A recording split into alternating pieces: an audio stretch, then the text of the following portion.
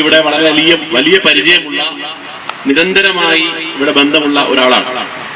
അതുകൊണ്ട് തന്നെ ചേർത്തലയിലെ കുടിവെള്ള പ്രശ്നം ഇവിടെ ബാധിക്കുമ്പോൾ എങ്ങനെയാണ് ഇവിടുത്തെ ജനങ്ങളെ ബാധിക്കുന്നത് വളരെ വ്യക്തമായി എനിക്ക് നന്നായിട്ട് അറിയാം. നമുക്കറിയാം, കേരളത്തിലെ തന്നെ ഏറ്റവും കുടിവെള്ള പ്രശ്നം നേരിട്ട് കൊണ്ടിരുന്ന ഒരു താലൂക്കാണ് ചേർത്തല താലൂക്ക്.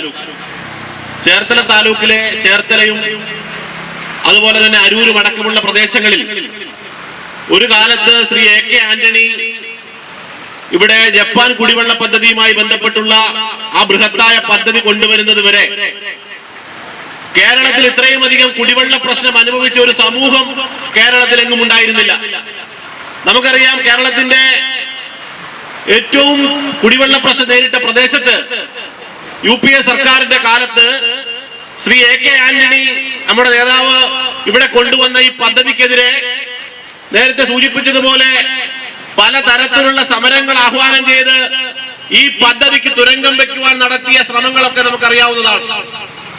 ഇപ്പൊ ഇന്ന് ദേശീയ ഹൈവേയുമായി ബന്ധപ്പെട്ട് NH-6 ബന്ധപ്പെട്ട് ഇവിടെ പണി നടക്കുമ്പോ അരൂര് മുതൽ തുറവൂര് വരെയുള്ള പ്രദേശത്ത് നിരന്തരമായ പ്രശ്നങ്ങൾ സൃഷ്ടിച്ചുകൊണ്ട് ജനങ്ങൾക്ക് സഞ്ചരിക്കുവാൻ കഴിയാത്ത തരത്തിലുള്ള റോഡ് ഗതാഗതം പാരലായിട്ട് ഒരുക്കാതെ, സമാന്തരമായി ആ ഗതാഗതം ഒരുക്കാതെ വളരെ മിസ്മാനേജ്മെന്റിലൂടെ ഒരു ദേശീയ ഹൈവേയുടെ പണി നടക്കുമ്പോ 8 മണിക്കൂറും 10 മണിക്കൂറും ഈ നാട്ടിലെ ജനങ്ങൾ വഴിയിൽ കിടക്കുന്ന സാഹചര്യമുണ്ടെന്ന് കേരളത്തിന്റെ പ്രതിപക്ഷ നേതാവ് കഴിഞ്ഞ ദിവസം നിയമസഭയിൽ വളരെ വ്യക്തമായി പറയുകയുണ്ടായി. ഇപ്പോ ഇന്ന് എറണാകുളത്ത് പോകേണ്ടവർ ഒന്നുകിൽ ചെല്ലാനം വഴിയോ അതല്ലെങ്കിൽ പള്ളിപ്പുറം വഴിയോ കടന്നു പോകേണ്ട സാഹചര്യമാണ് ഈ ആലപ്പുഴ ജില്ലക്കാർക്കും മറ്റു ജില്ലകളിൽ നിന്നുള്ളവർ ഈ ജില്ല കടന്നു പോകുവാനായിട്ട് എടുക്കുന്നത്.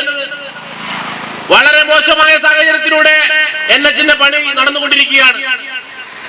നമുക്കറിയാം, അതുമായി ബന്ധപ്പെട്ട് ടെൻഡർ വിളിക്കുന്നവർ അതുമായി ബന്ധപ്പെട്ടുള്ള പദ്ധതി നിർവഹണത്തിന് വളരെ കൃത്യമായി അതിന്റെ എസ്റ്റിമേറ്റ് പരിശോധിച്ചാൽ നിങ്ങൾക്ക് മനസ്സിലാവും, ആ സമാന്തരമായി റോഡിലൂടെ ജനങ്ങൾക്ക് സഞ്ചരിക്കുന്നതിന് വേണ്ടി വളരെ കൃത്യമായി ഫണ്ട് വിനിയോഗിക്കുന്നതിന് വേണ്ടിയിട്ടുള്ള കൃത്യമായ എസ്റ്റിമേറ്റിൽ ഉൾപ്പെടുത്തിയാണ് ഈ ഹൈവേയുടെ പണി നടത്തിക്കൊണ്ടിരിക്കുന്നത്.